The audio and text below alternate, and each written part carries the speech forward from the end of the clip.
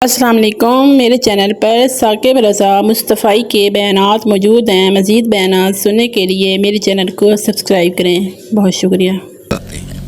اس کائنات میں صرف سرکش انسانوں اور جنوں کے علاوہ کائنات کی ہر شے حضور سے پیار کرتی ہے، حضور سے محبت کرتی ہے۔ اور میں تمہیں پیار کی ایک اور کہانی سناؤں۔ مسجد نبوی ہے، آقا کریم تشریف فرما ہیں، منبر پہ جلوہ فراز ہوئے، ابھی واز کا آغاز ہی کرنا چاہ رہے تھے کہ ایک جانب سے رونے کی آواز آنے لگی۔ صحابہ کہتے ہیں رونے والا اس درد سے روتا ہے کہ لگتا تھا کلیجہ پھٹ جائے گا۔ کناقۃ الخلوج، جس طرح اونٹنی کا بچہ بچھڑ جائے اور وہ اس کے غم میں، اس کی جدائی میں درد سے روتی ہے، چیختی ہے، چلاتی ہے، رونے والے کا انداز درد ایسا ہی تھا اور لگتا تھا کہ جس طرح اس کا کلیجہ پھٹ جائے گا۔ صحابہ دائیں بائیں دیکھتے ہیں لیکن رونے والا دکھائی بھی نہیں دیتا، اور ماحول کے اندر اس طرح درد پھیل رہا ہے کہ سینوں میں دل لرز رہے اور عجیب کیفیت طاری ہو گئی۔ حضور ابھی بیٹھے ہیں، خطبے کا آغاز بھی نہیں ہوا اور رونے والا کیف و درد میں روتا چلا جا رہا ہے۔ فنزل النبی صلی اللہ علیہ وسلم عن المنبر، حضور منبر سے نیچے تشریف لائے۔ صحابہ کی آنکھیں محو حیرت، استجاب کا عالم ہے، یہ کون رو رہا ہے اور اتنے درد سے رو رہا ہے اور دکھائی بھی نہیں دے رہا۔ آقا کریم منبر سے نیچے جلوہ فراز ہوئے، ایک سمت بڑھے، کھجور کا خشک تنا پڑا تھا۔ آج پہلا دن تھا کہ منبر حضور علیہ السلام کے لیے بچھایا گیا، ورنہ یہ خشک تنا دیوار کے ساتھ جو ہے وہ رکھا گیا تھا اور حضور اس کے ساتھ ٹیک لگا کر کے واز کیا کرتے تھے۔ جب منبر بن گیا تو اس کو اٹھا کر کے اب اس کی ضرورت نہیں رہی، ایک کونے میں ڈال دیا گیا۔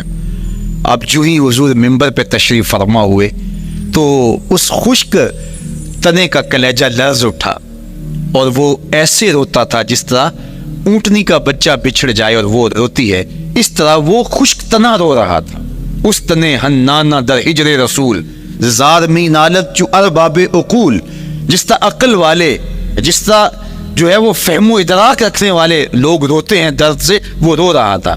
آقا کریم علیہ السلام اس کے پاس گئے اور اس کو اپنی آغوش میں سمیٹ لیا۔ بچھڑا ہوا بچہ جب اپنی ماں کو ملے تو اس کی ہچکیاں بن جاتی ہیں، اس کی کھکی بن جاتی ہے، تو یہی کیفیت اس کی ہو گئی، اور آقا کریم اپنا دست رحمت اس کے اوپر پھیرتے چلے جاتے ہیں۔ بتدریج اس کی سسکیاں اور اس کے رونے کی آواز کم ہوتی چلی جا رہی ہے۔ آہستہ آہستہ وہ خاموش ہو گیا۔ حضور پھر دوبارہ تشریف لائے اور منبر پہ خطبہ دینے سے قبل صحابہ کی آنکھوں میں استجاب کا عالم دیکھا، حیرت کی فراوانی دیکھی۔ فرمایا کہ تم جو سوال کرنا چاہ رہے ہو، جو تمہاری آنکھوں میں پوشیدہ سوال ہے، میں اس کو اچھی طرح جانتا ہوں۔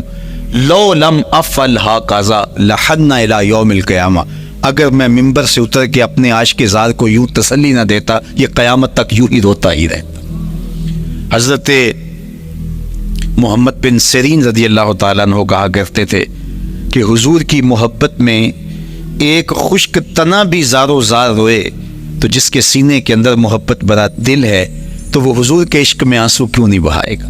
حضور کی یاد میں اس کی آنکھیں آنسو کا خراج کیوں نہیں دیں گی؟ تو وہ خشک تنا حضور کی محبت میں رو رہا ہے۔ اب ہے یہ پتھر، لیکن میرے حضور فرماتے ہیں کہ یہ پہاڑ مجھ سے پیار کرتا ہے اور میں اس سے پیار کرتا ہوں۔ اب حضور اپنے اس محب کے گھر تشریف لے گئے اور اس کی چھاتی پہ قدم رکھا تو وہ خوشی سے جھوم اٹھا۔ فضاربا برجلہ ہی، اپنا مبارک پاؤں زور سے مارا۔ فقال اسبت احد فانما علیک نبی و صدیق و شہیدان، فرمایا احد ٹھہر جا، تیرے اوپر اللہ کا ایک نبی ہے، ایک صدیق اور 2 شہید ہیں۔ تو حضور کی مبارک ایڑی کے لگنے کی دیر تھی، حضور کے قدم کی ضرب کی دیر تھی کہ اس کا زلزلہ تھم گیا۔ میرے امام بولے ایک ٹھوکر سے احد کا زلزلہ جاتا رہا، ایک ٹھوکر سے احد کا زلزلہ جاتا رہا، رکھتی ہیں کتنا وقار اللہ اکبر ایڑیاں، جس کے حسن کے قصیدے میرے رب نے بھی بیان کیے ہیں۔ کبھی حضور کے چہرہ نور کا ذکر کرتے ہوئے والضحیٰ واللیل اذا سجا، کبھی حضور علیہ السلام کی مبارک زلفوں کا تذکرہ کرتے ہوئے حامیم، کبھی آقا کریم علیہ الصلوۃ والسلام کے مبارک ہاتھوں کا، کبھی دیگر اعضائے بطنیہ کا ذکر قرآن نے کیا، حضور کے سینہ اقدس کی کہانی قرآن نے بیان کی، حضور علیہ الصلوۃ والسلام کی مازاغ آنکھوں کا تذکرہ قرآن نے کیا، تو پھر یہ محبوب اور مرغوب موضوع کیوں نہ ہوتا؟ اور آقا کریم کو اللہ نے وہ جمال دیا تھا، وہ حسن عطا کیا تھا، وہ خوبصورتی دی تھی جو حضور کا ہی حصہ ہے۔ ویسے اللہ کا ہر پیغمبر، ہر نبی، ہر رسول خوبصورت ہوا، کوئی نبی ایسا نہیں ہے جو خوبصورت نہ ہوا ہو، یہ اللہ کا انتخاب ہے۔ آپ تو دکان پہ سیل مین بھی رکھیں تو اس کی باقی قابلیت کے ساتھ ساتھ اس کی شخصیت کو آپ دیکھتے ہیں کہ جو خوش شکل ہو، آنے والے کو متاثر کر سکے، باوقار لگے، تو جس کو اس نے نبی بنانا تھا تو اس کو اس نے یوں ہی یہ عظمت اور یہ رفت عطا کر دینی تھی۔ تو اللہ کا ہر نبی حسین، ہر نبی جمیل، لیکن جو جمال، جو خوبصورتی، جو حسن، جو شان و شوکت اللہ نے میرے اور آپ کے آقا و مولا حضور ختمی المرتبت کو عطا کی، وہ حضور کا ہی مقسوم ہے، وہ حضور علیہ السلام کا ہی حصہ ہے۔ سر انور سے لے کر پائے نور تک حضور کا ہر عضو بدن خوبصورتی کا مرقع اور جمال کا معیار ہے۔ خوبصورتی کیا ہوتی ہے؟ حسن محمد کو دیکھ لو، کوئی عیب، کوئی نقص حضور کے پاکیزہ وجود میں نہیں رکھا گیا۔ خلقت مبرأ من کل عیب، حضور کے سامنے حضرت حسان بن ثابت نے یہ پڑھا اور آقا کریم نے اس پر خوشی کا اظہار کیا اور اللہ کی بارگاہ میں دعا کی، اللہم ایدہ بروح القدس، جبریل امین سے اللہ اس کی مدد فرما۔ تو انہوں نے یہ بات کہی کہ آپ کو ہر عیب سے مبرہ رکھا گیا ہے، آپ کا پیکر نور، آپ کا وجود مسعود حسن و جمال کا ایسا مرقع بنایا گیا کہ جس میں کوئی نقص نہیں رکھا گیا، صوری حسن بھی عطا کیا گیا، مانوی حسن بھی عطا کیا گیا۔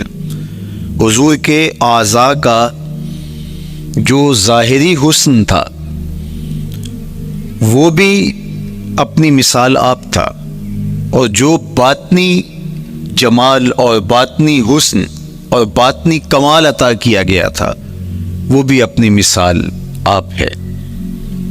اگر حضور علیہ السلام کے مبارک ہاتھوں کو جمال دیا گیا ہے، لیکن جو توانائی عطا کی گئی، جو طاقت عطا کی گئی، ید اللہ کے جو جلوے ان ہاتھوں میں رکھے گئے، وہ بھی ایک دل آویز کہانی ہے۔ اگر آنکھوں کی پتلیاں خوبصورت ہیں اور آپ کی مبارک آنکھوں کی چمک سے کائنات اس کو دیکھ کر کے مبہوت ہو جاتی ہے، مازاق کے کجلے اس میں رکھے گئے ہیں، لیکن اس کا معنوی حسن بھی دیکھیے کہ حضور بیٹھے مدینے میں ہیں اور جنت کا مشاہدہ کر رہے ہیں۔ وہ توانائی بھی عطا کی گئی کہ جس طرح روشنی میں دیکھا جاتا ہے حضور اسی طرح اندھیرے میں دیکھتے ہیں۔ فرمایا صحابہ صفیں سیدھی رکھا کرو، مت سمجھو کہ میں صرف آگے دیکھتا ہوں، میں آگے بھی دیکھتا ہوں، میں پیچھے بھی دیکھتا ہوں، میں تمہارے رکوع بھی دیکھتا ہوں اور دلوں میں پیدا ہونے والے خشوع بھی دیکھتا ہوں۔ اقبال بولے، اے فروغت صبح آثار و دہور، چشم تو بینندائے ما فی الصدور۔ لوگوں کی نظریں تو سینے کے اوپر دیکھتی ہیں، اے آمنہ کے در یتیم، تیری نظر تو سینے کے اندر چھپے راز بھی دیکھتی ہے۔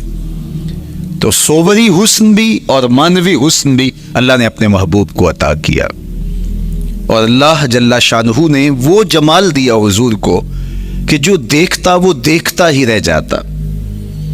ایسی چمک، ایسی رانائی، ایسی خوبصورتی اور ایسا جمال تھا، دیکھنے والے کہا کرتے ہیں اللہ اللہ، یاد آتا ہے خدا دیکھ کے صورت تیری۔ کتنے لوگ ہیں جنہوں نے صرف حضور کے چہرے کو دیکھا اور لبوں پہ کلمہ جاری ہو گیا۔ معروف نام حضرت عبداللہ بن سلام رضی اللہ تعالیٰ عنہ کا ہے۔ یہودیوں کے بہت بڑے حبر تھے، بہت بڑے عالم تھے۔ حضرت یوسف علیہ السلام کی اولاد سے تعلق تھا، اور اس معاشرت میں ایک وقار کی مسند پہ براجما رہتے، لیکن جو ہی حضور علیہ السلام مکے سے ہجرت فرما کے مدینہ تشریف لائے تو یہ حضور کو دیکھنے آئے۔ با فضل الصدقہ اٹھا کر دیکھیے کہ ایک مناظرہ ترتیب دیا انہوں نے کہ ان سے یہ بات کروں گا، یہ سوال کروں گا، یہ اعتراض اٹھاؤں گا، لیکن جب حضور کی مجلس میں پہنچے اور آقا کریم علیہ السلام کے رخ زیبا کو دیکھا تو سارے سوال بھول گئے۔ رومی بولے اے لقائے تو جواب ہر سوال، حل شود ہر مشکلت بے کی لوکال۔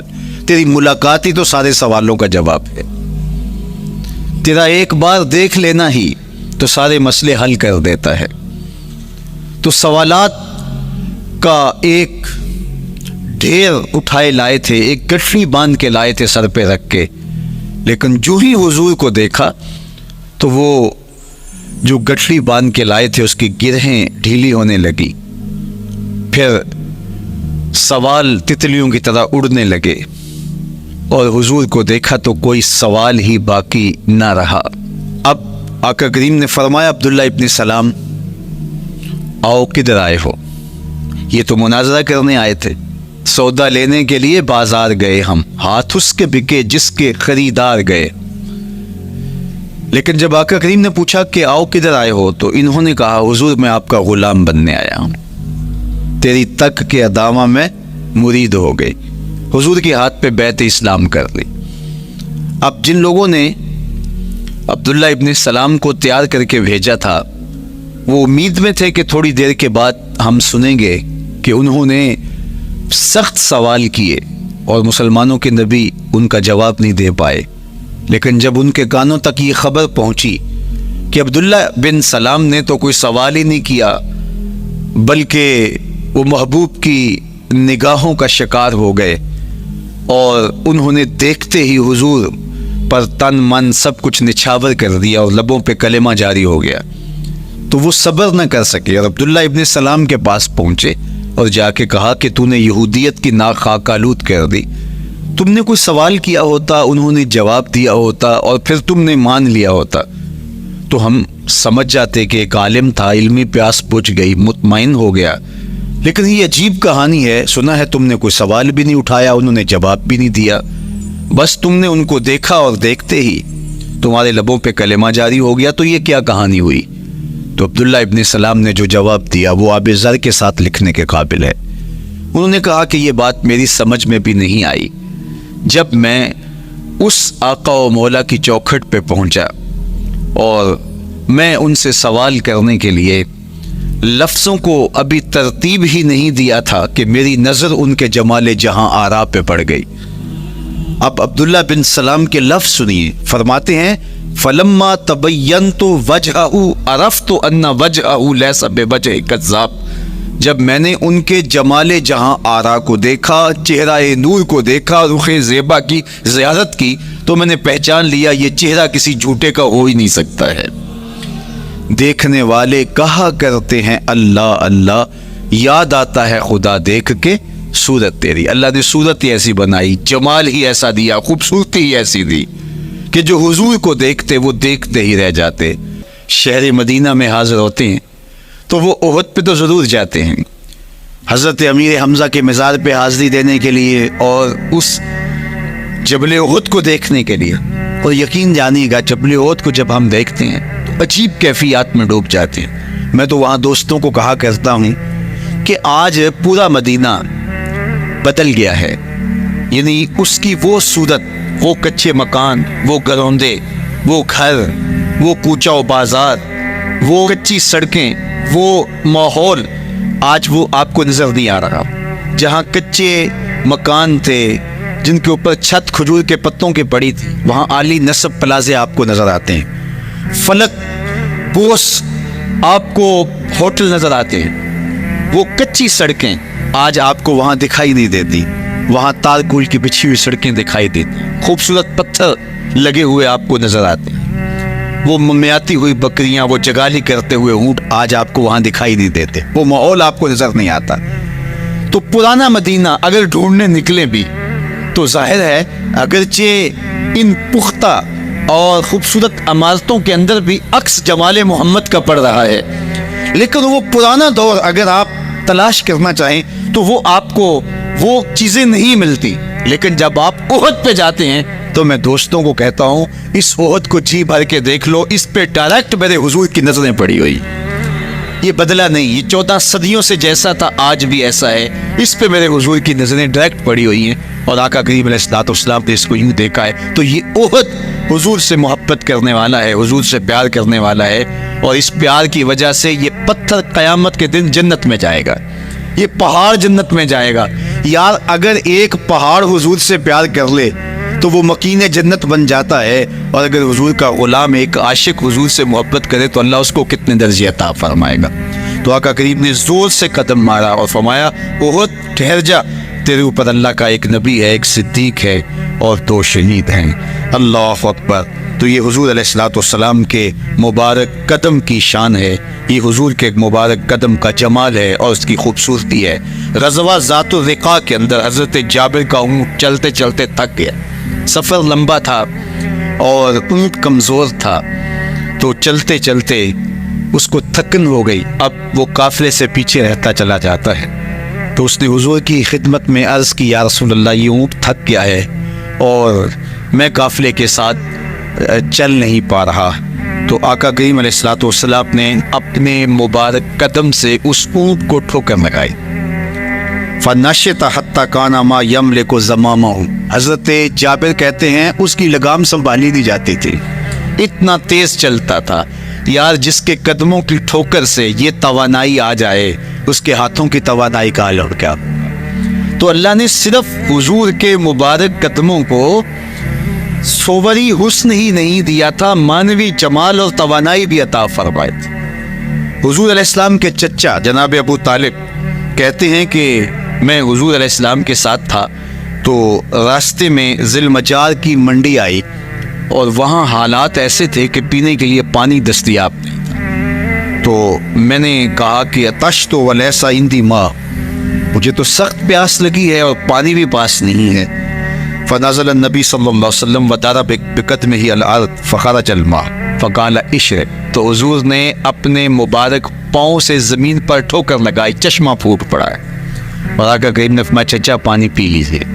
تو وہ پاؤں اگر زمین پہ لگے تو چشمے پھوٹے، اگر احد پہاڑ پہ وہ پاؤں پڑے تو اس کا زلزلہ جاتا رہے، اور اگر وہ کسی جانور کو حضور ٹھوکر لگائیں تو اس کے اندر اس قدر تیزی آ جائے کہ اس کی باغ سنبھالی نہ جائے، اتنا سریع رفتار ہو جائے، اب ان قدموں پہ کون قربان نہیں ہوگا؟ یار ان قدموں کو چومنے کے لیے جبریل بھی تو بے تاب دکھائی دیتے۔ معراج کی شب جب جبریل حاضر خدمت ہوئے، حضور محو استراحت تھی، تو جبریل عرض گزار ہوئے مالک تیرا محبوب تو سو رہا ہے۔ اللہ اکبر، تبارک اللہ، شان تیری، تجھی کو زیبا ہے بے نیازی، کہیں پہ جوش لن ترانی، کہیں تقاضے وصال کے تھے، ایک کوہ دور پہ خود چل کے جاتا ہے اور عرض گزار ہوتا رب آردی انظر الیک، مالک تجھے دیکھنا چاہتا ہوں۔ اللہ اکبر، سراپا چشم بنا ہوا ہے اور کہتا ہے مالک میں تجھے دیکھنا چاہتا ہوں۔ جواب کیا آتا ہے؟ لن ترانی، تم نہیں دیکھ سکتے، میرے جلووں کی تاب نہیں لا سکتے۔ ایک خود چل کے جا رہا ہے اور تقاضا رویت کرتا ہے، اور جواب آتا ہے لن ترانی، اور ایک سویا ہوا ہے چادر اوڑھ کے، اور جبریل کہتے ہیں محبوب اٹھیے، رب آپ کو بلا رہا ہے۔ تبارک اللہ، شان تیری، تجھی کو زیبا ہے بے نیازی، کہیں پہ جوش لن ترانی، کہیں تقاضے وصال کے۔ تو جبریل حاضر خدمت ہوئے، حضور استراحت میں ہیں، تو آواز آئی یا جبریل قبل قدم ہے، میرے محبوب کے قدموں کو چوم لے۔ اب جبریل حضور علیہ السلام کے قدموں کو بوسے دے رہے۔ کسی نے جبریل سے تصور کے عالم میں پوچھا، حضور کے قدم چومے، حضور کے تلووں کو بوسے دیے، بتا کیفیت کیا ملی؟ تو بولے نہ جنت کی کلیوں میں دیکھا مزہ جو محمد کی تلیوں میں دیکھا. وہ سرور وہاں جو نصیب ہوا. وفد عبد القیس جب مدینہ المنورہ آیا تو ان میں ایک صاحب میں وہ کہتے ہیں میں دوڑتا ہوا حضور کے پاس آیا. بس بے چینی تھی, اضطراب تھا. جب آپ مدینہ المنورہ میں جاتے ہیں تو آپ کو جا کے گاڑی اتارتی ہے اور آپ ہوٹل میں سامان رکھتے ہیں, تو پھر کتنی جلدی ہوتی ہے کہ جلدی سے غسل کریں اور جلدی سے نیا لباس پہنیں اور جا کے ہرے گنبد کو دیکھیں, حضور کی مبارک مسجد کی زیارت کریں, ان کوچہ و بازار میں جائیں جہاں حضور کے مبارک قدم لگے تھے. اللہ اکبر. تو اب یہ وفد عبد القیس جب آیا تو ان میں ایک صحابی حضرت زرع رضی اللہ تعالیٰ عنہ فرماتے ہیں کہ میں پھر تیزی کے ساتھ گیا اور پھر ہم جا کے حضور کے ہاتھ بھی چومنے لگے, حضور کے قدم بھی چومنے لگے. یہ سعادت مند قدم جن کے بوسے سے صحابہ دیتے ہیں, کبھی جبریل کے بوسہ گاہ بنتے ہیں, کبھی احد پہاڑ کی چھاتی ان قدموں کو چومتی ہے. یہی قدم ایک موقع ایسا آتا ہے یاد خدا میں, اللہ کے شکرانے میں, نماز میں, لمبے قیام میں سوج جاتے اور میرا مالک کہتا ہے اے چادر اوڑھنے والے ساری رات جاگا نہ کر کبھی سو بھی لیا کر. اللہ اکبر. تو یہ حضور علیہ السلام کے مبارک قدموں کا جمال اور مبارک قدموں کا حسن اور خوبصورتی ہے. اللہ نے اپنے محبوب علیہ الصلوۃ والسلام کے مبارک قدموں کو صوری اور معنوی حسن سے نوازا, اور یہ حسن حضور کے مبارک قدموں کا ہے. پھر جس کے قدم اتنے سونے ہیں اس کا چہرہ کتنا حسین ہوگا. ایک سوال اٹھ سکتا ہے کہ حضور کے حسن کو بیان کرنے کا مقصود کیا ہے؟ تو صاحب کسی کے حسن کو بیان کرنے کا مقصود یہی ہوتا ہے کہ اس سے پیار اور محبت کا ربط قائم ہو, اور اگر قائم ہے تو مضبوط ہو. ہم حضور علیہ السلام کے حسن کو بیان اسی لیے کرتے ہیں, اور محدثین نے اس پر باقاعدہ کتابیں اسی لیے لکھی اور کتب حدیث میں باقاعدہ شمائل رسول پہ باب اسی لیے باندھے تاکہ لوگوں کے سینے میں حضور کی محبت کی جوت لگے, اور وہ جو شعلہ جوالہ ان کے سینے میں حب رسول کا ہے وہ اور بھڑک اٹھے, اور بندہ جس سے محبت کرتا ہے پھر اس کی اطاعت بھی کرنے لگ جاتا ہے.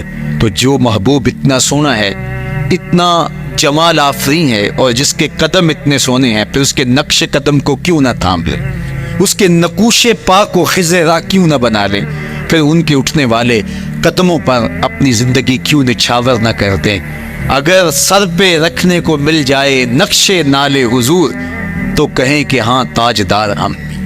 یعنی وہ قدم تو قدم رہا, اس قدم کی رعنائیاں, اس کی خوبصورتیاں, اس کا جمال اور اس کا حسن تو حسن رہا. جہاں وہ مبارک قدم لگا, جہاں وہ نقش لگا, اگر وہ نقش بھی سر پہ رکھنے کو مل جائے تو کہا کہ اگر سر پہ رکھنے کو مل جائے نقش نال حضور, حضور علیہ السلام کا قدم تو جزو بدن رسول ہے. حضور علیہ السلام کے مبارک قدموں میں وہ جو نالین تھی, اس نالین کا بھی نقش وہ اگر سر پہ رکھنے کو مل جائے تو ہم زمانے کے تاجدار کہلائیں گے, اور جن کے سر پہ حضور کا قدم آ جائے ان کا مرتبہ کیا ہوگا. تو یہاں اس نقش کو بھی دیکھیے, حضور کے مبارک قدموں میں جو نالین آیا اس کو نالین شریف کہتے ہیں. اس نال کو نال شریف یا ان نالین کو نالین شریف کہا جاتا ہے اس لیے کہ وہ حضور کے مبارک جسم سے جڑ گئے, حضور سے ان کا ربط پیدا ہو گیا, وہ جزو بدن رسول نہیں ہیں, تو اس کا یہ مرتبہ ہے. تو پھر حضور علیہ السلام کی شان اور حضور کی عظمت کیا ہوگی.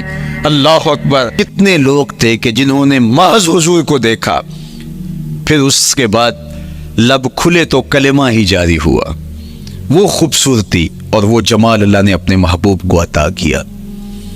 آقا کریم علیہ الصلوۃ والسلام کا ایک ایک عضو بدن خوبصورتی کا مرقع تھا, بلکہ خوبصورتی کا معیار تھا. حسن کیا ہوتا ہے, حسن کا معیار کیا ہوتا ہے, جمال کسے کہتے ہیں, خوبصورتی کی تعریف کیا ہے, اعضائے محمد صلی اللہ علیہ وآلہ وسلم کا توازن دیکھ لو تمہیں پتہ چلے گا کہ حسن کسے کہتے ہیں. حضور علیہ السلام کو اللہ تعالیٰ جل شانہ نے جو حسن بخشا، جو جمال دیا، جو خوبصورتی دی، وہ حضور کے مبارک قدموں سے اس کا انداز کیجئے کہ جس کے قدم اتنے سونے ہیں اس کا چہرہ کتنا سونا ہوگا۔ حضرت عبداللہ بن بریدہ رضی اللہ تعالی عنہ حضور کے مبارک قدموں کا ذکر کرتے ہوئے وصف جمال محمد کی کہانی چھیڑتے ہیں اور فرماتے ہیں کان رسول اللہ صلی اللہ علیہ وآلہ وسلم احسن البشر قدما، کہتے ہیں کہ کائنات میں جتنے سونے قدم میرے حضور کے تھے کسی کے تھے ہی نہیں۔ جو جمال اللہ نے حضور کے مبارک قدموں کو دیا تھا، اللہ اکبر، وہ کسی اور کا مقسوم نہیں تھا۔ خوبصورت قدم۔ اور حضرت انس رضی اللہ تعالیٰ عنہ، حضرت ابو ہریرہ رضی اللہ تعالیٰ عنہ اور حضور کے وصاف ہیں حضرت ہند بن ابی اعلیٰ رضی اللہ تعالیٰ عنہ، یہ حضور کا حلیہ بیان کرتے ہیں۔ حضرت امام حسن بن علی رضی اللہ تعالیٰ عنہ نے حضرت ہند بن ابی اعلیٰ کو ایک دن کہا کہ مجھے اپنے آقا و مولا کا حلیہ بتاؤ، تو انہوں نے حضور کا حلیہ بیان کیا۔ یہ حضور کے وصاف ہیں، چونکہ انہوں نے حضور علیہ السلام کو بہت قریب سے دیکھا اور آقا کریم علیہ السلام کی زیارت سے مالا مال ہوئے۔ ویسے حضرت امام حسن نے بھی تو حضور کو دیکھا تھا اور بھی اصحاب نے حضور کو دیکھا تھا۔ یہاں یہ بات دلچسپی سے خالی نہیں ہے کہ صحابی ہی تب بنتا ہے جب وہ حضور کو بنظر ایمان دیکھے، لیکن صحابہ ایک دوسرے سے پوچھتے تھے کہ بتاؤ حضور کیسے تھے؟ میاں تم نے نہیں دیکھا؟ تو وہ کہتے تھے دیکھ کر بھی نہیں دیکھا۔ صرف چند لوگ ہیں جو حضور کا حلیہ بیان کرتے ہیں، اس کی کیا وجہ؟ تو علماء نے لکھا کہ حضور کے چہرے پہ جلووں کی تابش ایسی تھی اور حضور کا جمال ایسا تھا اور اس کی چمک ایسی تھی کہ کسی میں ہمت ہی نہیں تھی کہ وہ جی بھر کے دیکھ سکے۔ تو بعد میں ایک دوسرے سے پوچھتے تھے بتاؤ تم نے دیکھا تو حضور کیسے تھے؟ اگر ان لوگوں کی تعداد میں آپ کو بتاؤں تو 3 درجن سے زیادہ نہیں ہوگی جو حضور علیہ السلام کے وصاف ہیں، حضور کے حلیہ نگار ہیں، جو آقا کریم علیہ الصلوۃ والسلام کی صورت کا نقشہ بیان کرتے ہیں۔ دیکھا 1,24,000 اصحاب نے ہے، لیکن جو وصف بیان کرتے ہیں، شمائل رسول کو بیان کرتے ہیں، ان کی تعداد 3 درجن سے زیادہ نہیں ہے۔ اور یہ بھی وہ لوگ ہیں جنہوں نے حضور کو بچپن میں دیکھا، جنہوں نے حضور کو سوئے ہوئے دیکھا، حضور کو بہت قریب سے دیکھا۔ حضور علیہ الصلوۃ والسلام کے پاس ان کا آنا جانا بہت زیادہ تھا، اس طرح انہوں نے حضور علیہ السلام کو دیکھا۔ حضرت حسان بن ثابت رضی اللہ تعالی عنہ فرماتے ہیں کہ میں جو حضور کا حلیہ بیان کرتا ہوں تو اس کا سبب یہ ہے کہ میرے پاس حضور کو دیکھنے کا ایک طریقہ آ گیا تھا۔ فلما نظرت الى انواره فودعت کفی علی عینی خوفا من ذهاب بصری، کہا کہ جب میں حضور کو دیکھتا تھا تو اپنی آنکھوں پر انگلیاں رکھ کے انگلیوں کی اوٹ سے دیکھتا تھا کہ حضور کے جلووں کی چمک سے میری آنکھوں کی بینائی نہ جاتی رہے۔ یہ کون کہہ رہے ہیں؟ حضرت حسان بن ثابت رضی اللہ تعالیٰ عنہ۔ اور آپ جانتے ہیں حضرت حسان بن ثابت رضی اللہ تعالیٰ عنہ شاعر ہیں، اور شاعر حسن دیکھنے میں بڑا دلیر ہوتا ہے، اور یہ حسن بھی ابھی پوشیدہ ہے، 70,000 بشریت کے پردے ڈالے گئے ہیں۔ اگر یہ حسن بے نقاب ہوتا تو کوئی جلووں کی تاب ہی نہ لا سکتا۔ یہی بہتر ہے کہ وہ پردے میں روح پوش رہے، وہ اگر پردہ اٹھا دے تو کسے ہوش رہے؟ کس کی ہمت تھی؟ اب چھپا ہوا مستور حسن بھی اگر دیکھتے ہیں تو آنکھوں پہ انگلیاں رکھ کے دیکھتے ہیں، اور بیان کرنے والوں کی تعداد میں نے عرض کی کہ 3 درجنوں سے زائد نہیں ہے۔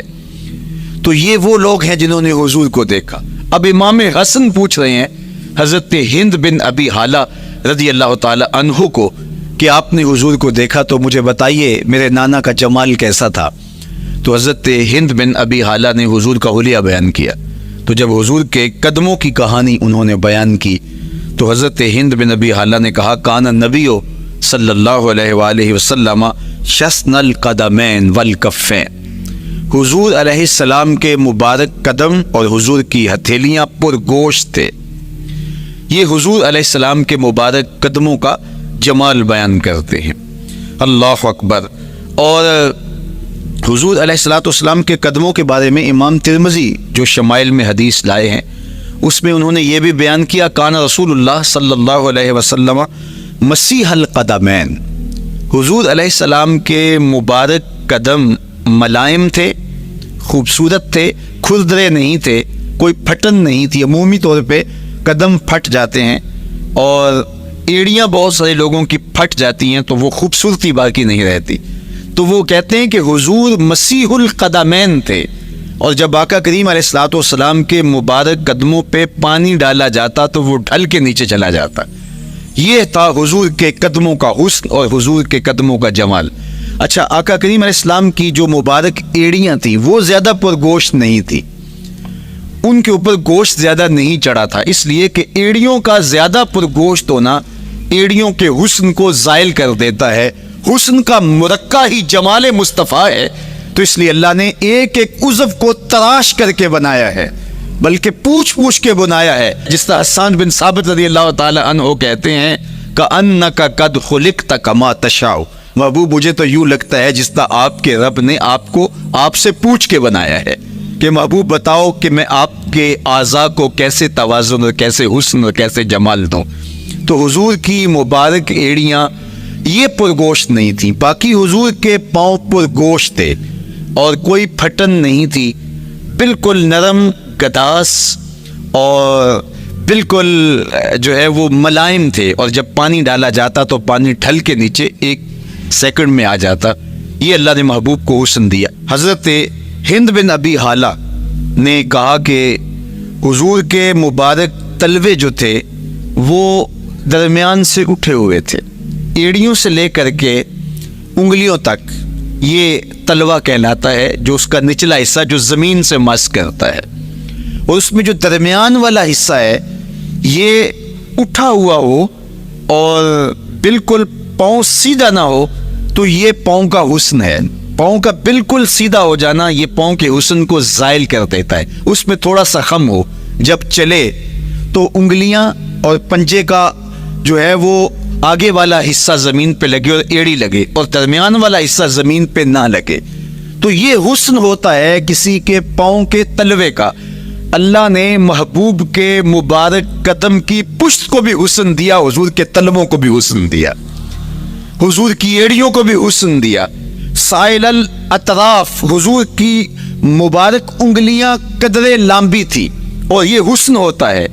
انگلیاں چھوٹی ہوں، ان کا قد پست ہو تو پاؤں کی خوبصورتی دکھائی نہیں دیتی، لیکن اللہ نے اپنے محبوب کی انگلیوں کو بھی ایک لمبائی عطا کر کے اس کو بھی ایسا جمال دیا تھا یار جو پاؤں کو دیکھتا رہے وہ پاؤں کو ہی دیکھتا رہ جائے۔ اللہ اکبر۔ اچھا، بعض احادیث میں آتا ہے کہ حضور علیہ السلام کے مبارک تلوے جو ہیں لیس لہا اخمس، یہ لفظ ہیں کہ وہ اخمس نہیں تھے، یعنی وہ درمیان سے اٹھے ہوئے نہیں تھے۔ تو اس کا کیا مطلب ہے؟ یہ حضرت ابو ہریرہ رضی اللہ تعالیٰ عنہ سے جو مروی روایت ہے اس میں یہ ہے لیس لہا اخمس، اور حضرت ہند بن ابی حالہ سے جو حضور کے مبارک تلووں کا حسن بیان کیا گیا ہے تو اس میں یہ بیان کیا گیا ہے کہ حضور علیہ الصلوۃ والسلام کا مبارک قدموں کا تلووں کا حسن یہ تھا کہ وہ درمیان سے تھوڑے سے اٹھے ہوئے تھے، اور یہ خوبصورت پاؤں کا جمال ہوتا ہے۔ تو ان دو چیزوں میں علماء نے تطبیق کی ہے۔ اللہ ان علماء کی قبروں پر رحمتیں نازل کرے جو حضور کے حسن پہ، حضور کے جمال پہ گفتگو کرتے رہے، اور ایک ایک عضو پر انہوں نے کئی کئی صفحات لکھے اور کتابیں انہوں نے تحریر کی حضور کے جمال پر۔ اب حضرت ہند بن ابی حالہ رضی اللہ تعالی عنہ، انہوں نے تو حضور کو گھر میں دیکھا تھا، یہ حضرت خدیجۃ الکبریٰ رضی اللہ تعالی عنہا کے فرزند تھے ابو حالہ سے۔ اب انہوں نے تو دیکھا، اب حضور لیٹے ہیں تو انہوں نے حضور کے پاؤں کو دیکھا کہ درمیان میں ہلکا سا خم ہے اور یہ پاؤں کا جمال ہے۔ اب حضرت ابو ہریرہ رضی اللہ تعالی عنہ نے جو حضور کے پاؤں کو دیکھا تو یہ اندرون خانہ کا دیکھنا نہیں تھا، تو انہوں نے کیسے دیکھا؟ تو حضرت ابو ہریرہ سے مروی ایک روایت سے سمجھ آتی ہے کہ انہوں نے جو کہا کہ لیس الاخمس، کہ ان کے مبارک تلوے درمیان سے اٹھے ہوئے نہیں تھے بلکہ بالکل برابر تھے، تو اس کا کیا مطلب ہے؟ تو حضرت ابو ہریرہ سے ایک روایت مروی ہے، وہ فرماتے ہیں کہ جب حضور علیہ السلام کسی چٹان کے اوپر چلتے تو حضور علیہ الصلوۃ والسلام کا وہاں قدم پڑتا تو وہ اس چٹان کے اندر حضور کا قدم گھس جاتا، وہ موم کی طرح چٹان نرم ہو جاتی۔ اس طرح زمین پر بھی حضور چلتے تو مبارک پاؤں کا جو نشان قدم ہے وہ پورا دکھائی دیتا۔ تو حضرت ابو ہریرہ رضی اللہ تعالیٰ عنہ اس سے یہ سمجھے کہ حضور کے تلوے جو ہیں وہ برابر ہیں۔ تو علماء نے اس پر گفتگو کی ہے۔ ایک تو حضور جب چلتے تھے تو آقا کریم پورے زور سے قدم زمین پہ رکھتے تھے اور اس وقار سے چلتے تھے کہ جس طرح حضور اونچائی سے نیچے کی طرف اتر رہے ہوں، تو جب پاؤں کو جما کر کے زور سے رکھا جائے تو پھر جو ہے وہ نشان نیچے پڑتا ہے، یا اللہ اپنے محبوب کے لیے زمین کو اور پتھروں کو بھی نرم کر دیا تو پھر حضور کے تلووں کا نقش بھی زمین کے اوپر جو ہے وہ حویدہ ہو جاتا۔ سلطان قاتیبائی نے ایک ایسا ہی پتھر جس کے بارے میں شنید تھی کہ اس پر حضور کے قدموں کا نقش موجود ہے، تو انہوں نے 20,000 دینار کے اندر وہ خریدا اور انہوں نے یہ کہا کہ جب میں فوت ہو جاؤں تو حضور کے قدموں کے نشان والا پتھر میری قبر کے سرہانے بطور کتبہ لگایا جائے۔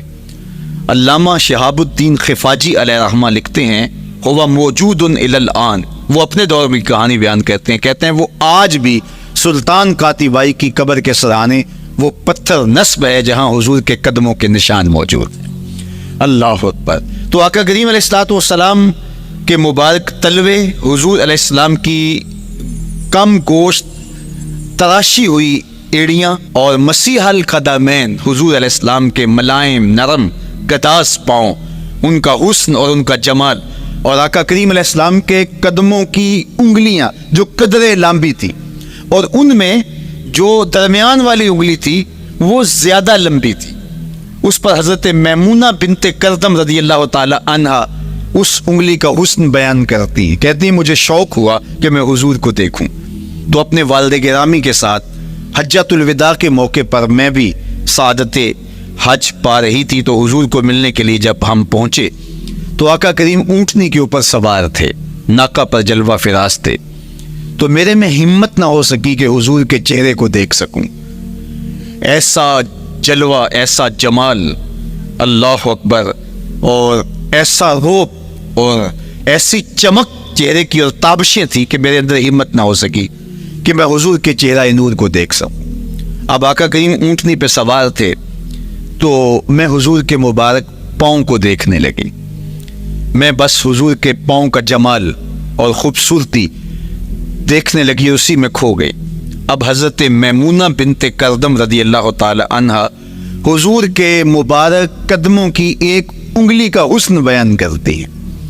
اللہ اکبر۔ حضرت میمونہ بنت کردم سے یہی ایک روایت مروی ہے، ساری زندگی ان کے پاس سرمایہ یہی تھا، جب کسی مجلس میں جاتی تو وہ کہتی تمہیں بتاؤں حضور کی مبارک انگلی کا حسن کیا تھا، یہ سرمایہ ساتھ لیے لیے پھرتی کہ میں نے حضور کی انگلی کو دیکھا ہے، میں نے حضور کے قدم اور حضور علیہ السلام کے تلووں کی زیارت کی ہے۔ تو وہ اس حسن کو بیان کرتے ہوئے کہا کرتی تھی فما نسیتو فیما نسیتو طولا اصبع قدمہ السبابہ علی سائر اصابعہ، جو سبابہ انگلی ہے، انگوٹھے کے ساتھ والی انگلی کو سبابہ انگلی کہتے ہیں، اور اس کے ساتھ والی انگلی کا جو قد دراز تھا اور باقی انگلیوں کی نسبت وہ انگلی لمبی تھی، کہا اس کا حسن آج بھی میری نگاہوں میں گھومتا رہتا ہے اور ہر وقت میرے تصور میں رہتا ہے، میرے تصور سے کبھی اس انگلی کا جمال ہی ختم نہیں ہوا، انگلی کا حسن ہی کبھی زائل نہیں ہوا، ہر وقت اس کے تصور میں کھوئی رہتی ہوں۔ یار چہرے کے جمال کو کون بیان کرے گا، یہاں تو انگلی کا حسن بیان نہیں ہو رہا۔ ابھی وہ شعر پڑھا جا رہا تھا نا کہ قدموں پہ جبیں کو رہنے دو، قدموں پہ جبیں کو رہنے دو، چہرے کا تصور مشکل ہے، قدموں پہ جبیں کو رہنے دو، چہرے کا تصور مشکل ہے، جب چاند سے بڑھ کر ایڑی ہے رخسار کا عالم کیا ہوگا؟ جب چاند سے بڑھ کر ایڑی ہے رخسار کا عالم کیا ہوگا؟ تو اللہ نے اپنے محبوب علیہ الصلوۃ والسلام کو وہ جمال، وہ خوبصورتی اور حضور کے مبارک قدم، حضرت عبداللہ بن بریدہ رضی اللہ تعالی عنہ سے مروی روایت، کان رسول اللہ صلی اللہ علیہ وآلہ وسلم احسن البشر قدما، کہتے جتنے سونے قدم، جتنے من مونے قدم میرے حضور کے تھے، اتنے سونے قدم کسی اور کے تھے ہی نہیں۔ اللہ نے اپنے محبوب کو وہ جمال، وہ خوبصورتی اور وہ نور عطا کیا تھا۔ اچھا، یہ قدم، یہ ایڑیاں، یہ مبارک تلوے اور یہ داراز انگلیاں اور ان انگلیوں کی چمک اور ان کی رنگت کا جمال اور خوبصورتی، جہاں اس کا صوری حسن تھا تو مانوی حسن بھی دیکھنے والا تھا۔ یہ قدم اٹھ جائیں، اللہ اکبر، تو تقدیر کے فیصلے ہوتے دکھائی دیتے ہیں۔ ان قدم کی اونچائی، ان قدم کی بلندیاں کہ عرش حق ان قدموں کے بوسے لے رہا ہے۔ اور میرے امام بولے، زہے عزت و اے طلائے محمد، زہے عزت و اے طلائے محمد، کہ ہے عرش حق زیر پائے محمد۔ قدموں کا حسن وہ بھی دیکھنے والا، اور قدموں کی بلندی اور اونچائی اور اس کی شان و شوکت وہ بھی دیکھنے والی۔ اللہ اکبر۔ آقا کریم علیہ السلام حضرت ابوبکر صدیق کے ساتھ، حضرت عمر فاروق کے ساتھ اور حضرت عثمان غنی کے ساتھ احد پہاڑ پر تشریف لے گئے۔ یہ حدیث آپ نے بارہا علماء سے سنی ہے۔ احد کی چھاتی پہ جب حضور کے قدم آئے، اللہ اکبر، تو وہ خوشی سے جھوم اٹھا، مقدر جاگ گئے، بخت بیدار ہو گئے۔ ان کے قدم جو کہ اس شاک کی آنکھوں کی ٹھنڈک ہے، جب چھاتی پہ آ جائیں تو کون عاشق نہیں جھوم جائے گا۔ یہ تو حضور کے قدموں کے حسن کو بیان کیا جا رہا ہے، آپ کی روح رقص کر رہی ہے اور آپ کا دل جو ہے وہ ایک عجیب سرور اور کیف کی وادی میں اور ایک جو ہے وہ خوشیوں کے جو ہے وہ عالم میں نہال ہوتا چلا جا رہا ہے۔ لیکن یہ قدم جب چھاتی پہ آیا تو پھر احد، ظاہر تو پتھر ہے احد، لیکن حضور سے پتھر بھی پیار کرتے ہیں۔ فرمایا احد جبل یحبنا ونحبہ، احد ہم سے پیار کرتا ہے، پہاڑ ہے، پتھر ہے، لیکن ہم سے پیار کرتا ہے، ہم اس سے پیار کرتے ہیں۔